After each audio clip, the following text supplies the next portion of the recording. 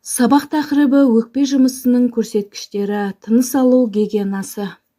Адам ең терең тыныс алғаннан кейін шығаратын ауа көлемі өкпенің тіршілік сыйымдылығы деп аталады. Әйелдерде өкпенің орташа тіршілік сыйымдылығы 2,7 литр немесе 2700 сантиметр куб құрайды. Ер адамдарда 3,5 литр немесе 3500 сантиметр куб болады. Өкпенің тіршілік сыйымдылығы өкпе жұмысының көрсеткіші. Ол неғұрлым көп болса, өкпе соғұрлым жақсы жұмыс жасайды. Оның мөлшерінің өзгеруі адам денсаулығына басқа да факторларға байланысты. 20 ғасырлардың ортасында ер адамдарда орташа көрсеткіш 5 литрді құраса, заманауи адамдарда аз қозғалуына байланысты бұл көрсеткіш төмендеп отыр. Дене дамуы жақсы жетілген адамдарда, яғни спортпен айналысатын адамдарда 6 литрдан 7,5 литрға дейін жетеді. Ал рекордтық көрсеткіш бойы 2 метрден асатын кәсіби баскетболшыда тіркелген. Бірақ өкпенің тіршілік сыйымдылығы дене мөлшері ұзындығына байланысты емес, физикалық жаттығуына байланысты. Өкпенің тіршілік сыйымдылығы арнайы аспап спирометрмен өлшенеді. Өкпенің негізгі 4 көлеміне тоқталатын болсақ, ауаның қосымша көлемі дегеніміз адам қалыпты тыныс алып артынша терең тыныс алғанда болатын ауа мөлшері. Ол 1500 сантиметр куб немесе 1,5 литрді құрайды. Тыныс алу көлемі дегеніміз адам қалыпты жағдайда тыныс алып 500 сантиметр кубты ауаны жұтып, сонша мөлшерде ауа шығаруын айтамыз.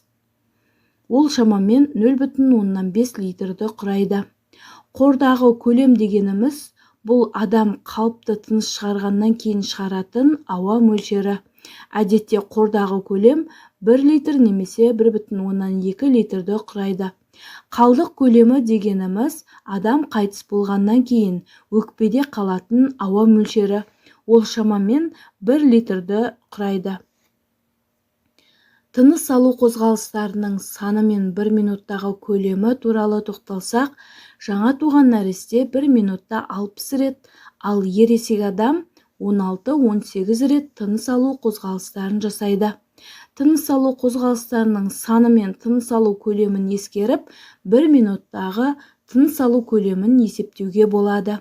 Мысалы, тыныс алу көлемі 400 сантиметр куб болса, 1 минутта 20 рет тыныс алатын болса, тыныс алу көлемі мен тыныс алу санын бір-біріне көбейту арқылы 1 минуттағы тыныс алу көлемін шығаруға болады. Ол шамамен 8000 сантиметр кубты құрайды. Тыныс алу мүшелері мен темекі шегуге тоқталатын болсақ, никотин қан тамырларының тарылуына себепші болады және тыныс алу мүшелеріне зиян келтіреді.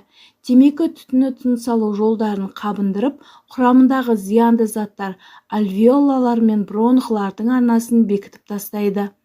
Альвеола қабырғасының эластикалық қасиетін жоғалтып, нәтижесінде өкпенің тіршілік сыйымдылығы азаяды. Өкпе ағзаны оттекпен толық қамтамасыз етпегендіктен газ алмасу бұзылады.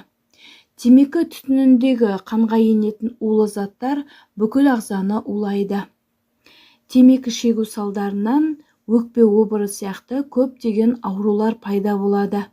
Қанда еріген кезде никотин бүкіл ағзаны улайды. Темекі түтінінен қанға енетін заттар иммунитет үшін маңызды С дәруменін бұзады. Енді оқу тапсырмасы: бірінші тапсырма бойынша сәйкестендіру, екінші тапсырма бойынша бос орындарды толтыру. Тапсырма жауабын бірге тексерейік. Тыныс алу көлемі қалыпты тыныс алғанда жұтылатын ауа.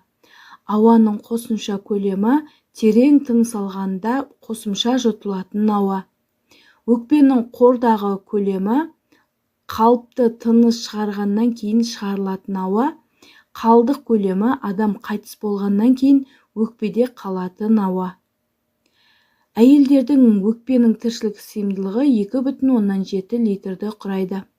Ер адамдарда өкпенің тіршілік сыйымдылығы 3,5 литр. тыныс алу көлемі 500 см куб болады. Ауаның қосымша көлемі 1500 см куб, қалдық көлемі шамамен 1 литрді құрайды. Сіздермен болған мен Рауа Болатбекқызы, келесі кездескенше.